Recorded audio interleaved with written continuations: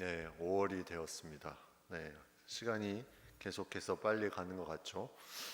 사도행전도 이제 24장, 이제 28장까지 5장 남았는데, 이제 바울이 계속해서 로마로 가는 중에 어려움을 겪게 되는 부분들이 계속해서 등장합니다.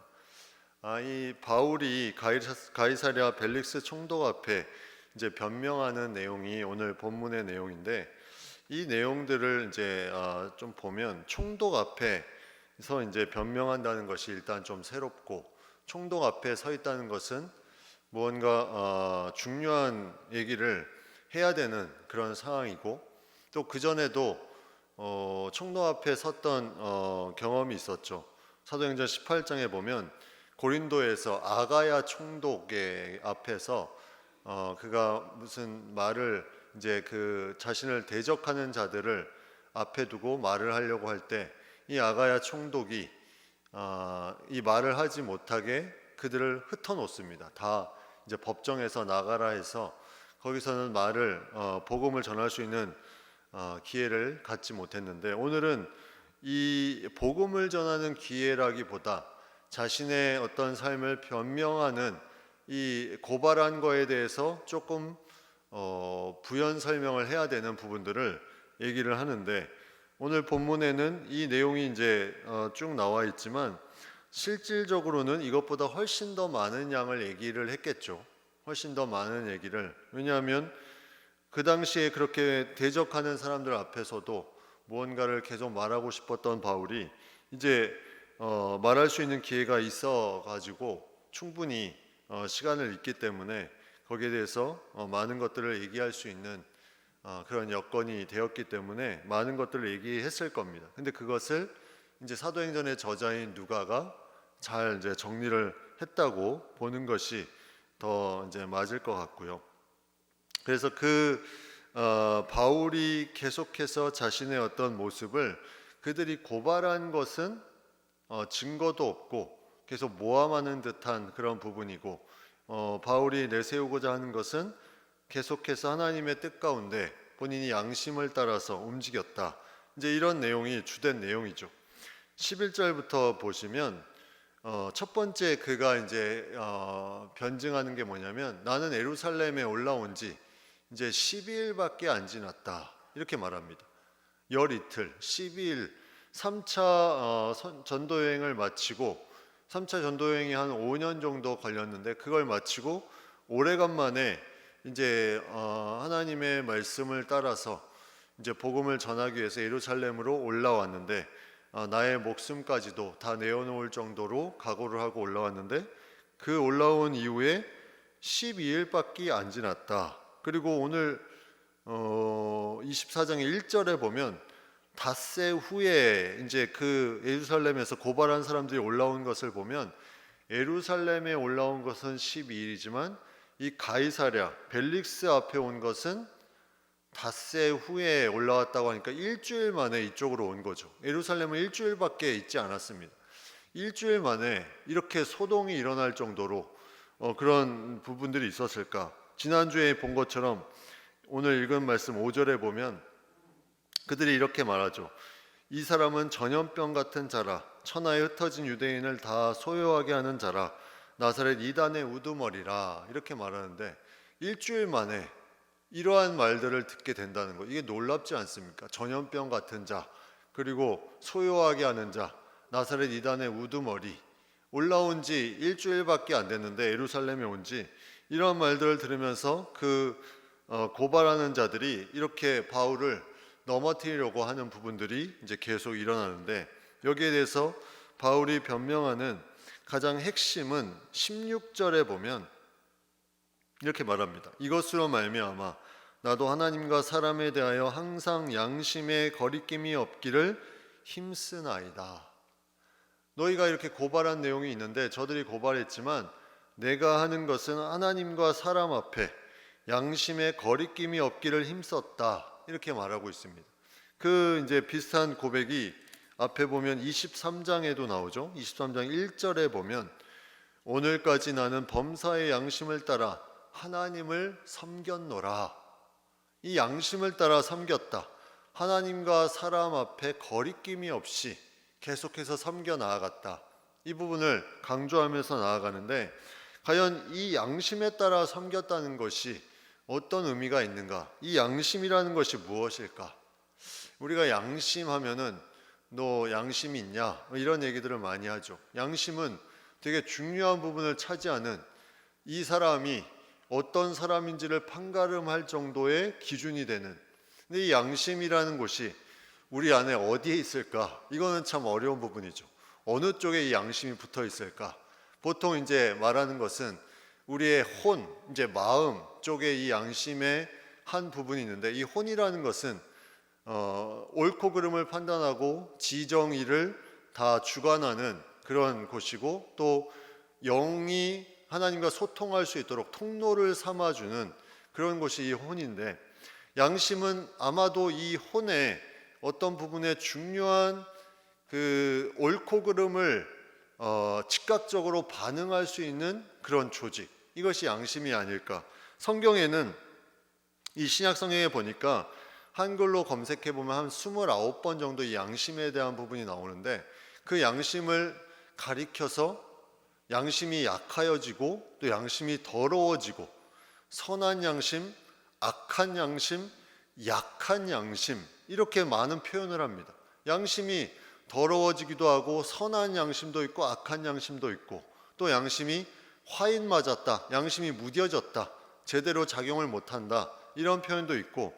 그러면 양심에 따라서 이제 바울이 계속해서 했다는 것은, 이 양심은 아주 하나님의 뜻에 합한 선한 양심이라고 볼 수 있겠죠. 하나님의 말씀에 딱 맞는 선한 양심이 계속해서 양심에 따라서 거기에 대해서 하나님과 사람 앞에 부끄러움 없고 거리낌 없이 그가 모든 사역을 감당했던 이 부분을 우리가 생각해 보게 됩니다. 이 양심이라는 것은 너무나 중요하죠. 내가 양심에 거리낌이 없었다, 이렇게 표현할 수 있는 것도 사실 거의 불가능할 정도로, 오늘 이 표현도 사실 거리낌이 없었다 이렇게 표현하지 않았습니다. 바울이 뭐라고 표현했냐면, 항상 양심에 거리낌이 없기를 힘썼다, 이렇게 표현하죠. 거리낌이 없었다고는 표현할 수 없습니다. 거리낌이 없기를 힘썼다, 그러한 삶을 내가 살았다는 거죠. 다시 말하면 거리낌이 있을 때도 있을 수 있지만, 힘썼다는 것은 그때마다 다시 말씀에 비추어서 내가 어떠한 부분을 해야 될 부분인지 명확하게 알고 거기에 대해서 또 회개하고 나아갈 수 있었던 그런 부분들을 생각해 보게 됩니다. 이제 이러한 변론을 하는 것은 자신이 충성스러운 하나님의 사람이고, 사람 앞에 자신은 뭐 잘못한 것이 없음을 그렇게 이제 얘기하는 부분들로 이제 보게 됩니다. 그러한 말들을 쭉 하면서 이제 그가 이제 다시 12절로 돌아오면, 그들은 내가 성전에서 누구와 변론하는 것이나 회당 또는 시중에서 무리를 소동하게 하는 것을 보지 못하였다. 그들은 보지 못하였는데 계속해서 이런 모함을 계속하는 것이다, 이걸 말하고 있습니다. 자신에 대해서 이것은 합당하지 않다. 그리고 그들이 실제로 고발하는 일이 있으면 그들이 능히 당신 앞에 고발을 했을 것이다. 그런데 제대로 고발도 하지 않으니까 계속 그들이 말하는 뭐 전염병이다, 소동하는 자다, 이단이다, 이 말들은 하지만 실질적으로 만약 그것이 확실한 증거가 있으면 그것을 가지고 와서 거기에 대해서 그들이 이제 그것을 총독 앞에 법정 앞에 내세우는 부분들이 있어야 되는데 그것을 하지 않았다는 거죠. 그리고 이 바울은 자신이 하는 부분이 하나님을 향한 그런 마음들이 깨끗하고 양심에 따라서 움직였고, 그리고 그가 이제 했던 주된 내용은 15절에 보면 의인과 악인의 부활에 대한 부분을 얘기를 한 부분을 이제 강조합니다. 하나님께 대한 소망을 그도 가지고 있었는데 그 중에 이제 의인과 악인의 부활에 대해서 많이 얘기를 하고 나아갔다는 거죠. 이런 모습들이 이제 유대인들이 봤을 때는 모함할 고발할 것들을 찾기 위해서 계속 무언가를 퍼뜨리지만 그들은 내가 잘못한 것을 본 적도 없고, 그 앞에 이제 나오는 내용의 21장에 보면 아시아에서 온 유대인들이 이제 그들을 에베소에서 온 사람일 가능성이 많은데, 그들이 드로비모라는 한 사람을, 이방인을 성전에 데리고 가서 또 성전을 어지럽혔다, 이런 말까지 막 하면서 그런 어떤 고발하는 내용들을 계속 퍼뜨리고 다니는데, 그런 부분들을 그들은 전혀 본 적도 없고 내세울 것도 없고 그거를 가지고 고발할 내용도, 증거가 없으니 고발할, 이제 말로는 하지만 뭐 추상적으로 전염병이 있는 자다, 뭐 이제 소요하게 하는 자다, 이단의 우두머리다, 이런 말을 하지만 특별한 증거가 없다는 거죠. 이거를 이제 바울은 계속해서 변론하면서 나아갑니다. 그러면서 바울이 또 무슨 말을 하냐면, 그들이 믿는 그 하나님, 유대적인 율법에 어긋났다고 하는 그 부분에 대해서 자신이 어긋나지 않고 그대로 행했음을 말하며 나아갑니다. 그 내용이 17절부터 나오죠. 17절부터 보면, 여러 해 만에, 그가 이제 3차 전도여행 후에 한 5년 만에 돌아왔다 그랬죠. 5년 만에 내가 내 민족을 구제할 것과 재물을 가지고 왔어. 3차 전도여행에서 주로 한 게 뭐냐면, 이 연복, 구제할 헌금, 예루살렘을 위해서 구제할 헌금들을 이방 그 자신들이 세웠던 그런 교회들에 가서 그런 헌금을 받아가지고 돌아와서 이제 이 예루살렘의 교회들에게 이제 베푸는 것과, 또 재물을 가지고, 이 재물은 하나님께 드리는 거죠. 이런 것들을 가지고 온 내용들을 얘기합니다. 그걸 드리는 중에 내가 결례를 행하였고, 이렇게 나옵니다. 여기서 말하는 결례는 예의를 어긋났다는 말이 아니라, 이 결례는 하나님이 정하신 규례에 따라서 명확하게 너희 유대인들도 지키는 그 법에 따라서 내가 예물을 드리기에 힘썼다, 이 내용을 얘기하는 거예요. 그러니까 전혀 너희가 봤을 때 문제를 일으키는 것이 전혀 없이, 예물 드리는 것도 그렇고 이제 교회에 이제 이 비용을 갖다 준 것도 그렇고, 그런 부분들이 문제가 없었는데, 모임도 없고 소동도 없이 성전에 있는 것을 그들이 보았는데 그들이 고발한 것입니다. 이렇게 계속 변증을 하고 나갑니다. 이런 부분들이 계속해서 나타나니까 바울의 마음에 너무나 힘든 부분도 있을 수 있겠죠. 그런데 바울은 침착하게 그의 말을 계속해서 하고, 또 이러한 상황 가운데 만약에 그들이 정말 고발할 것이 있으면 이제는 다시 공회 앞에 그들을 불러서 제대로 고발하게 하십시오. 그러면 그게 진짜인지 가짜인지 그것을 알 수 있을 것이다 하면서 이제 그런 말들을 또 하는 것을 보게 됩니다. 결국 바울은 계속 이러한 신문과 고발과 그런 어떤 모함 가운데 계속 그의 삶이 제대로 하나님의 복음을 충분히 전하지 못하고 이동하는 그런 선교의 과정을 밟고, 또 예루살렘에 와서도 동일하게 로마까지 갈 때까지 계속 이러한 과정으로 이제 어려움에 처하는 것을 보게 됩니다. 그런 어려움이 이제 바울의 그런 어떤 예수님을 만난 확신, 그리고 그가 하나님 안에서 양심에 거리낌이 없는 그런 모습으로 계속해서 살아갔다는 부분들이 너무나 중요한 고백이 되는 거죠. 이것이 나중에 계속해서 그가 로마까지 갈 수 있는 큰 힘이 됩니다.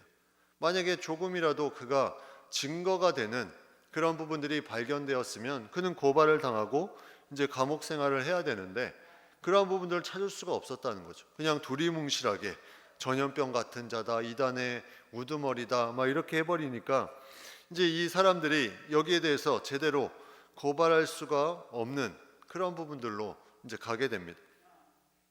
이제 바울은 이제 그 의인과 악인에 대한 부활에 대해서 계속 강조를 많이 했다는 것이 이제 그들이 생각하는 조금 맞지 않는 부분, 예수 그리스도에 대한 믿음, 여기에 대한 부활이 있음, 그 바리새인들 대제사장들이 믿는 이 부활은 그러한 믿음이 아니라 오히려 그 메시아, 그들이 기다리는 그런 어떤 유대적인 율법에 의해서 받는 부활이었는데, 그 부활이 잘못된 것으로 계속 그들이 생각하고 그들이 가지고 있는 유대적인 율법의 테두리를 벗어나니까 여기에 대해서 계속 다른 얘기들로 이렇게 모함하는 부분들로 계속 가져갔다는 거죠.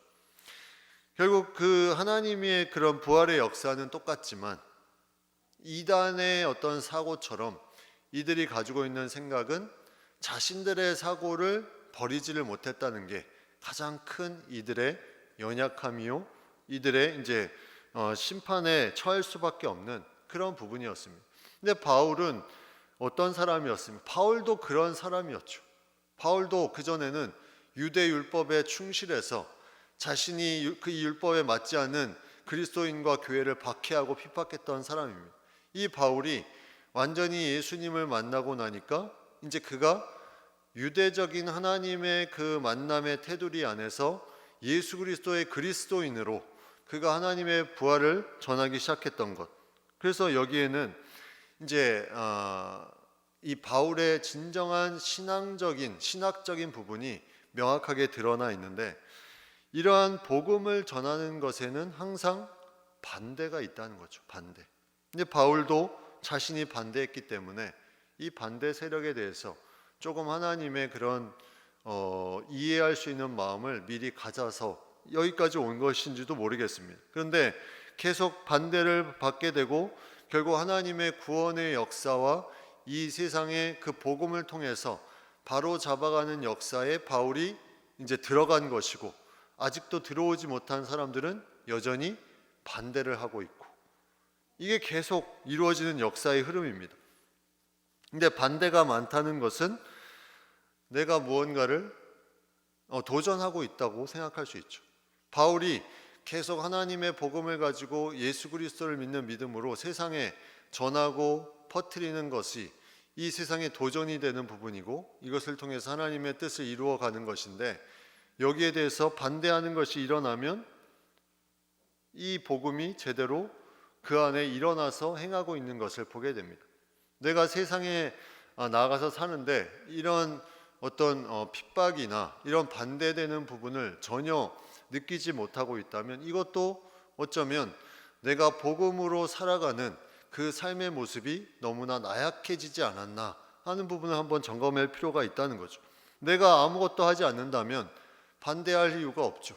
내가 그냥 나의 모습을, 그리스도인이라는 모습을 가리고 그냥 유대인의 율법에 의해서만 살았다면 바울을 반대할 사람이 없겠죠. 근데 그것을 뚫고 하나님이 주신 그 마음이 있기 때문에 반대가 있을지라도 반대는 없을 수가 없습니다. 이게 역사적으로 계속해서 흘러온 그런 영적인 싸움이기 때문에 중간에 있으면 타협을 하는 것이고, 내가 하나님의 복음을 가지고 증거하면 반대는 일어나게 돼 있습니다. 그래서 반대를 통해서 내가 무언가 말씀을 가지고 나아가는 것이 신앙의 도전이죠. 그것이 아름다운 하나님의 부름받은 삶의 모습이라는 생각이 듭니다. 근데 그런 모습으로 나아가려면 그런 힘을 얻을 수 있는 말씀을 가지고, 또 그런 도전을 받을 수 있는 부분을 가지고 나아가고, 그것이 지식으로 되는 것이 아니라, 그것을 받은 것이 끝이 아니라 그걸 삶에서 그런 말씀들을 적용해 나아갈 때 이게 참된 도전이 되는 거죠. 그래서 우리는 도전받았다 하는 말들을 많이 하지만 사실은 그것이 말로 그치면 도전이 안 됩니다. 그것은 말씀으로 내 삶을 살아갈 때 그것이 도전을 참되게 내가 말씀이 삶에서 이루어지는 것을 통해서 도전을 받는 것이지, 그냥 듣는 것, 읽는 것으로 도전을 받았다, 이것은 그냥 지식으로 받는 것이지 실제로 나의 삶에 그러한 부분들이 연결되지 않으면 그냥 머리에서 맴돌며 끝날 때가 많이 생긴다는 거죠.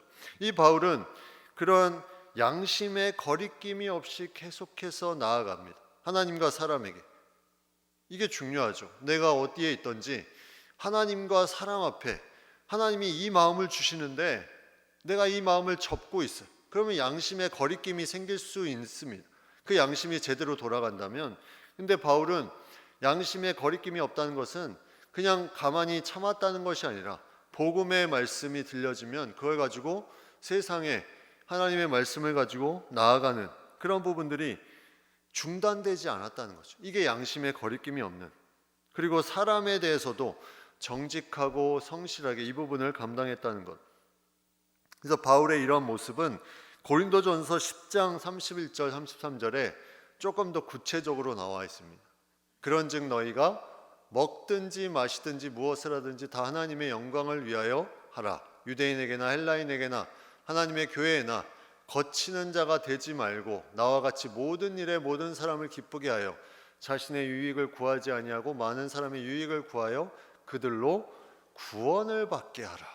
이게 바울의 하나님과 사람에 대해서 양심의 거리낌이 없게 힘썼던 그 모습입니다. 무엇을 하든지 다 하나님의 영광을 하고, 그리고 유대인이나 헬라인에게나 교회에서나 거리끼는 일이 없도록 그렇게 그가 거치는 자가 되지 않고, 또 모든 사람을 기쁘게 하고 자신의 유익을 구하지 않고 다른 사람의 유익을 구하고 그들로 구원을 받게 하는, 이것이 아름다운 이제 그가 양심에 따라서 행하는 모습, 고린도전서 10장에 이러한 부분들로 나타나고 있습니다. 우리가 정말 이러한 모습이 있는지 내가 한번 살펴볼 필요가 있죠. 내가 양심에 따라서 행하는 것이 내가 나의 유익을 위한 것이 아니라 다른 사람의 구원을 위해서, 하나님의 영광을 위해서 먹든지 마시든지, 그리고 내가 만나는 누구를 만나든지 거기에 대해서 거치는 것이 없도록, 거리낌이 없도록 내가 하는 부분들이 있다면 양심에 거리낌이 없다고, 거기에 힘썼다고 말할 수 있는데, 만약 이러한 부분들이 없다면 우리의 삶에 우리는 도전적인 삶이 아니라 그냥 정체되어 있을 수도 있는 그런 모습임을 우리가 생각해 보게 됩니다. 유대인들이 이런 모함하는 내용들이 계속해서 나타나지만 바울은 여기에 대해서 계속 자신의 모습을 변론하고 변증하고 이렇게 나아갑니다. 그래서 이 말을 들은 이제 벨릭스가 결정을 이제 하는데, 그 결정의 내용이 20절부터 이제 나오죠. 20절에 보면 거기에 20절이 아니라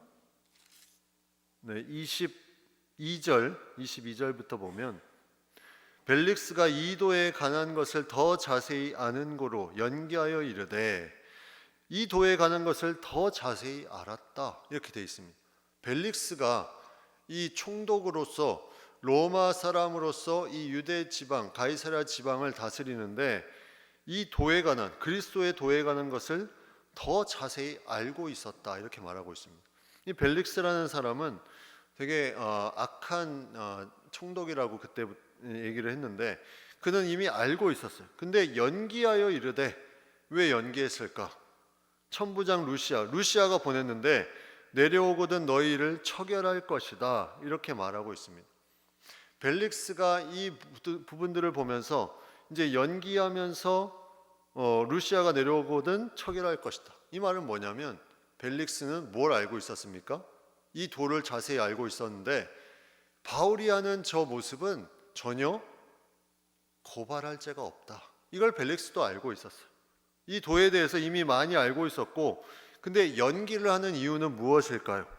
그 뒤에 보면 27절에 보면 끝에 보면 벨릭스가 유대인의 마음을 얻고자 하여 바울을 구류하여 두었다, 이렇게 되어 있습니다. 이제 이 벨릭스라는 자는 상당히 자기의 이익을 위해서 무언가 이익이 되면 다 뭔가를 하려고 했던 그런 사람입니다. 이 유대인들이 이렇게 고발을 하는데 내가 쉽게 풀어주면, 죄가 없는데 쉽게 풀어주면 자신의 어떤 지위나 권력에 해가 될 거를 알고 있기 때문에 그는 이것을 하지 않고 그냥 천부장 루시오가 올 때까지 그냥 두겠다, 그때 처결하겠다. 근데 루시아는 오지 않습니다. 그리고 그 다음에 이제 그의 후임으로 오는 이제 베스도라는 총독의 그런 부분들로 연결이 되는데, 여기도 보면 이제 벨릭스가 어떤 이제 왕인지 또 드러나는 부분이 있는데, 유대 여자 드루실라와 함께 와서 바울을 불러 그리스도 예수 믿는 도를 계속 물었다는 거죠. 그렇게 감금시켜 놓고 이제 며칠 후에 벨릭스가 유대 여자 드루실라, 이 유대 여자 드루실라는 어떤 인물이냐면 25장에 나오는 아그리빠라는 유대 왕이 있습니다. 이제 헤롯 대왕의 손자, 손자격인 이 왕이 아그리빠 왕인데, 이 아그리빠 왕의 누나가 있었습니다. 누나. 이 아그리빠 왕의 누나가 이미 결혼도 했고 그가 어느 정도 삶을 살고 있는데, 그 누나가 바로 이 유대 여자 드루실라였어요. 그러니까 이 말은 뭐냐면, 이 벨릭스라는 사람이 이미 자신이 정복한 그 땅에 이미 결혼한 여자를 자신이 보고 그 여자를 취했다는 거죠. 그 정도로 이런 자신의 욕심을 위해서 이런 악한 일들을 계속 했던 인물이 벨릭스입니다. 이 벨릭스가 바울을 계속 불러서 그리스도 예수 믿는 도를 들었다 했는데, 그 앞에 아까 22절에 보면 그는 도에 관한 것을 더 자세히 알았다 이렇게 나와 있는데, 왜 계속 불러냈을까요? 불러낸 이유는 있습니다. 그 이유가 뭐냐면 26절에 보면 바울에게서 돈을 받을까 바라는 거로. 벨릭스는 유대인들의 마음을 사기 위해서 그를 그냥 두었는데, 그 가운데 바울의 행적을 이제 알고 있었다는 거죠. 바울이 뭘 했다고 했습니까? 3차 전도여행 때 그가 돌아다니면서 구제비를 거뒀어요. 구제. 그러니까 이 바울은 돈이 좀 있겠구나, 이 거둔 돈이 있고 무언가 재정을 담당하는 사람이겠구나 하면서 이제 이 벨릭스가 어느 정도 돈을 받으면 이제 거기에 대해서 합당한 무언가를 주려고 했던 그런 부분들이 있었던 것 같아요. 그래서 돈을 받을까 더 자주 불러 같이 이야기했다. 얼마나 이 못된 심보가 여기서 드러납니까?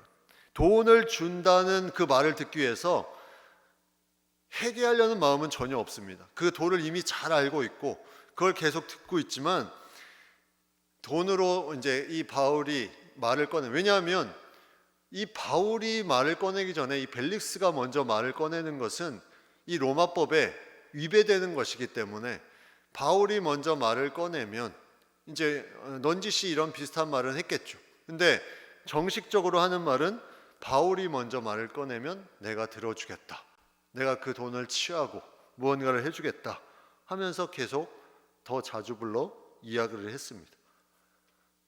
그런데 결정적으로 바울이 그를 불렀을 때 한 3가지가 있습니다. 그게 25절에 나오는데, 첫 번째가